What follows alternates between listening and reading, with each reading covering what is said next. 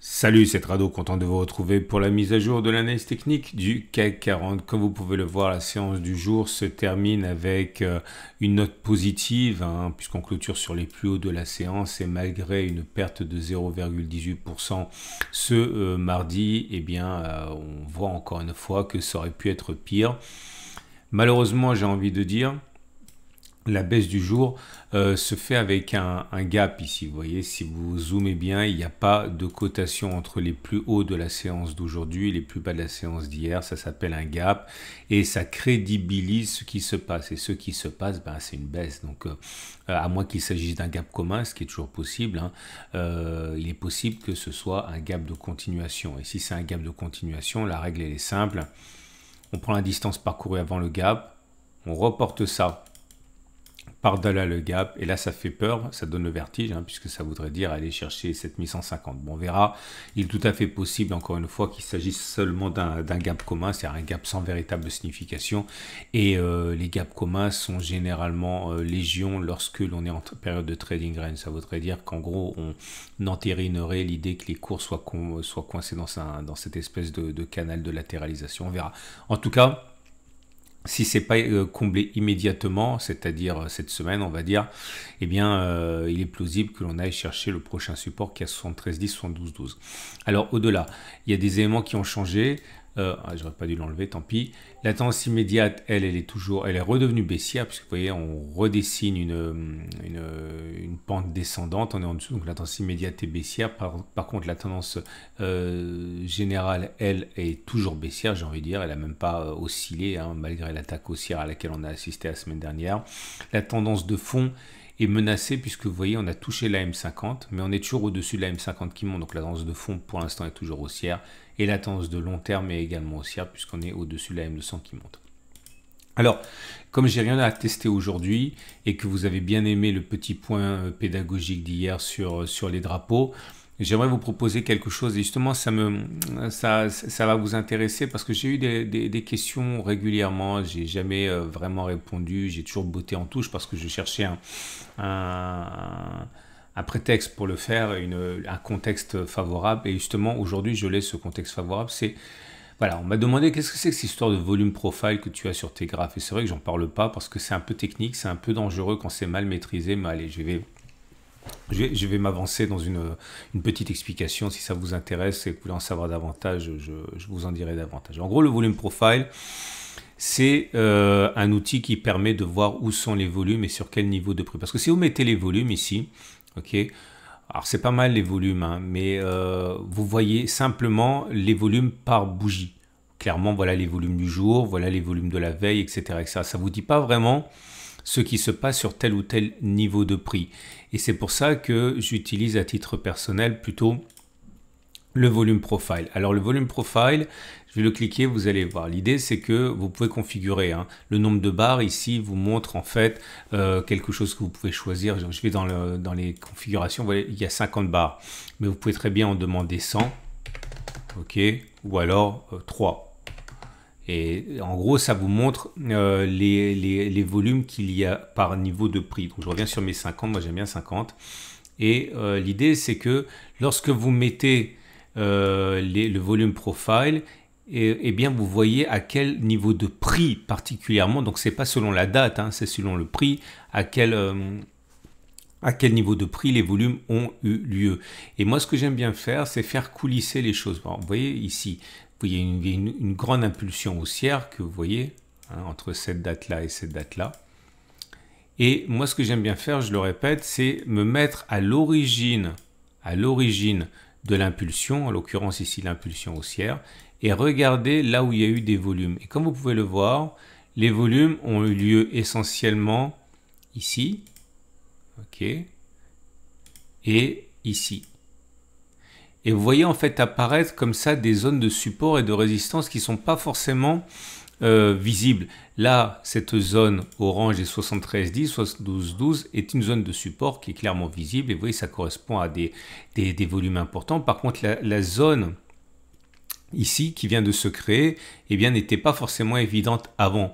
Et l'idée surtout, c'est que moi, je l'utilise de la manière suivante, c'est-à-dire que je ne vois pas pourquoi on pourrait espérer un rebond tant qu'on n'est pas sur une zone de support importante manifestée par le volume profile.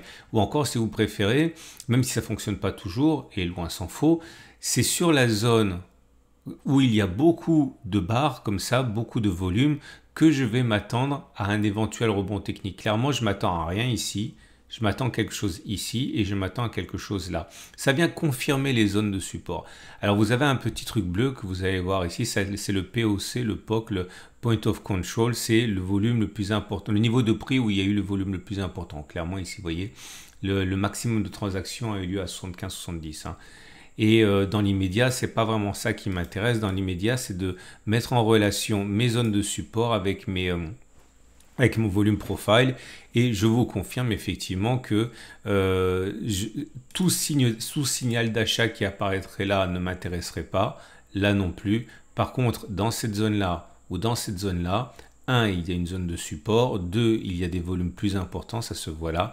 Donc je crédibiliserai les signaux haussiers qui apparaîtraient là. Voilà, c'est comme ça que j'utilise le volume profile et c'est pour ça que vous voyez là depuis très longtemps, hein, mais même si j'en parle pas, alors que voilà, je l'utilise à titre plus personnel, on va dire. Hein. Donc si vous n'avez pas le volume profile, c'est normal, il faut avoir un broker quand même ou une plateforme sérieuse. Je vous rappelle que vous pouvez l'avoir si vous ouvrez un compte gratuit avec PRT, je vais mettre le lien en dessous de la vidéo, vous aurez ça gratuitement. Et j'en profite pour vous dire que l'avantage de PRT Pro Real Time, c'est que vous pouvez passer vos ordres directement avec IG. Ok, c'est-à-dire à partir du graphe, vous aurez ici, je vous donne un exemple là, mais c'est un compte de démo ici que j'utilise avec vous. Hein, mais l'idée, c'est que vous pouvez acheter et vendre directement sur le graphe en passant des ordres à partir de ce que vous voyez là avec IG. Donc c'est un combo assez intéressant d'avoir PRT et IG. Ok. Bon bref, je digresse. En tout cas, si vous voulez avoir le volume profile, vous l'aurez sûrement pas avec votre broker normal. Par contre, vous pouvez l'avoir avec PRT, c'est gratuit et vous pouvez également y associer un compte IG si vous êtes fan de ce broker comme moi et vous pouvez travailler directement à partir du graphe. Voilà. Donc pas de backtest aujourd'hui parce que justement j'avais rien à tester, c'est pour ça que l'occasion est belle. Et vous remarquerez encore une fois, et je répète, le plus important, c'est que les signaux haussiers qui apparaîtraient ailleurs que 73,10, 72,12, ça ne m'intéresserait pas. J'attends vraiment un signal haussier dans cette zone ou dans cette zone-là. Ou encore, si vous préférez, j'ai du mal à croire que l'on puisse ne pas descendre davantage au-delà de ce qui pourrait se passer à court terme. Ok, voilà, j'enlève mon volume profile comme d'habitude et on va donc terminer avec les trades du jour parce que encore une fois, je l'ai dit, j'ai rien de nouveau à proposer. Donc, simplement pour être bien sûr, vous voyez, regardez, vous prenez, je répète ce que j'ai dit, vous faites coulisser jusqu'à l'impulsion que vous voulez. Moi, c'est la grande impulsion qui m'intéressait ici. Ok, et donc à partir de là, vous dessinez par transparence les zones de support et de résistance qui pourraient vous intéresser. Je vous montre simplement autre chose. Bon, je vais mettre... Bon, encore une fois, j'ai 3 ou 4 webinaires sur le volume profile dans les archives du cercle, hein, puisque c'est quelque chose qu'on a déjà vu en profondeur, si vous voulez en savoir davantage. Mais là, je m'en tiens quand même aux choses les plus basiques. Regardez, je vous montre un petit peu, je fais coulisser différemment. Si c'est cette impulsion-là qui m'intéresse, vous voyez, les barres vont changer de place. Je regarde l'impulsion qu'il y a ici. Je digresse. Hein, ouais, imaginons que c'est cette impulsion-là qui m'intéresse. Et je veux savoir jusqu'où on pourrait retracer, et bien là, je vois bien que... non, je vais faire les choses à l'envers. Imaginons que je veuille trader à la baisse, ok? Imaginons que je veuille trader à la baisse et que justement, je m'intéresse à ça. Voilà, je vois que là, on risque d'avoir une résistance importante. Ok? Je vous montre, je change d'unité de temps, je me mets en données 1 heure, ici. Ok, et sur les données 1 heure, voilà ce que ça donnerait, parce que voilà, évidemment c'est valable sur toutes les unités de temps. Voilà, vous voyez apparaître les supports et les résistances qui pourraient vous intéresser. Bon, en tout cas, je vous laisse jouer avec l'indicateur. On va passer au trade du jour. Votre rendez-vous avec IG. IG, bien plus que du trading, une équipe d'experts à vos côtés.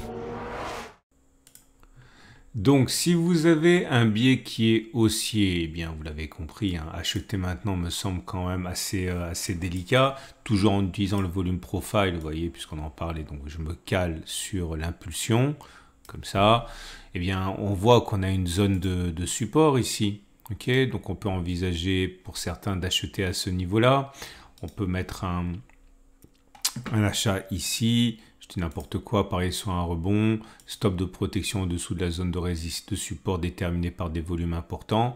Ok, voilà, ça vous donne un ratio gain risque qui est intéressant. La même chose éventuellement pour les plus patients ici, avec la zone de support confirmée ou déterminée par les volumes. Voilà. Okay. Et si vous avez un biais baissier, bah, vous l'aurez compris, hein, moi je préfère ne pas spéculer maintenant, autant spéculer sur une résistance. Et la résistance, bah, je vous le donne dans le 1000. Hein. Dans le 1000, vous pouvez vous caler sur une zone de fort volume. Là, vous avez une zone de fort volume. Donc si les cours reviennent dans cette zone-là, si ils reviennent, eh bien, vous pouvez spéculer à la baisse, viser le support, stop de protection au-dessus. De la résistance déterminée par les volumes et vous avez un ratio gain-risque intéressant. Ok, voilà, faites attention, ne commencez pas à trader tout de suite avec le volume profile. Là, commencez simplement éventuellement à l'ajouter à votre graphe. Maintenant que j'en ai parlé, je vais en parler davantage également. Attendez de gagner un petit peu en expérience. Entraînez-vous. Je vous rappelle que vous pouvez avoir cet outil gratuitement sur PRT et ensuite passer vos ordres directement avec IG depuis un clic sur le graphe. Vous avez un lien en dessous de la vidéo pour faire ça, pour ouvrir un compte gratuit. Excellente journée, à demain pour la mise à jour et j'ai mis plein de choses dans l'onglet communauté de ma chaîne YouTube, hein, notamment avec des trades de court terme si ça vous intéresse. À demain donc pour la mise à jour.